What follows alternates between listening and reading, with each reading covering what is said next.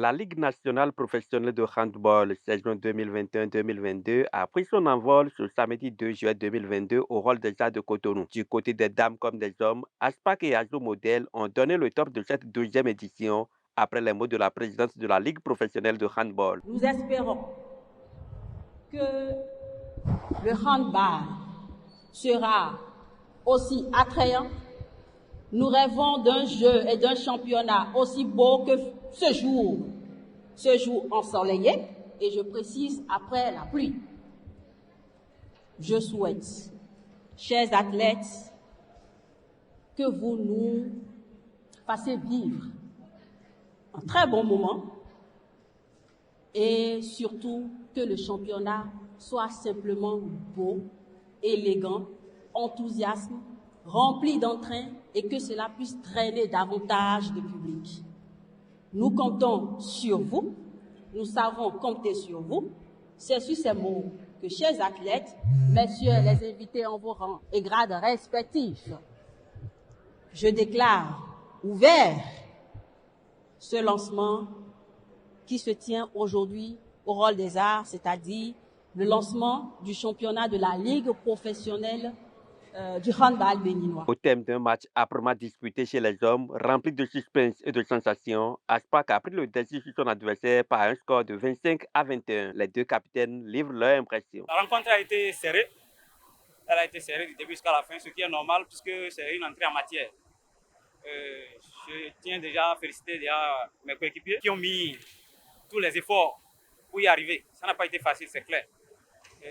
Et aussi remercier l'encadrement technique qui a fait un travail fou afin qu'on puisse avoir ce résultat. L'objectif, elle est simple, c'est d'essayer d'arracher la première place à la CNSS. Ils sont déjà champions depuis plusieurs années. En toute humilité, on va essayer d'aller les titiller un peu, voir si on peut les arracher cette première place. On n'a pas à se décourager.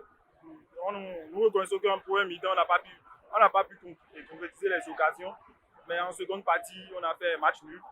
Et nous promettons que les prochains matchs, on va faire mieux. On a fait une bonne préparation en 2 regroupements. Et je crois que les erreurs qu'on a commises aujourd'hui, on va essayer de les corriger pour les prochains matchs. L'objectif à long terme, c'est d'être dans le top 3 à la fin de la saison. Les deux managers reviennent sur les qualités et les faiblesses de leurs équipes respectives. Il faut reconnaître qu'il n'y a plus de petites équipes. Et nous ne sommes pas venus ici imbus de ce que nous sommes déjà plus forts que l'équipe adverse. Vous l'avez vu nous-mêmes sur le terrain. Donc nous avons eu une opposition qui a fait qu'il y a eu quelques difficultés.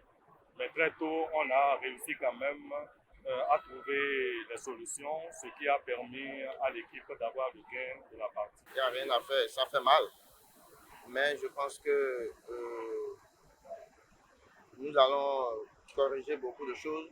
Je ne suis pas totalement déçu de mes joueurs. Ils ont fait tout ce qu'ils peuvent. Il y a beaucoup de ratés qu'on va revoir à l'entraînement.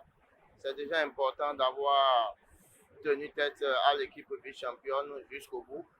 Je pense que le match retour à Aspac doit s'attendre à beaucoup de choses. Il faut signaler que pour la première phase aller et retour, les équipes masculines sont réparties en 2 zones.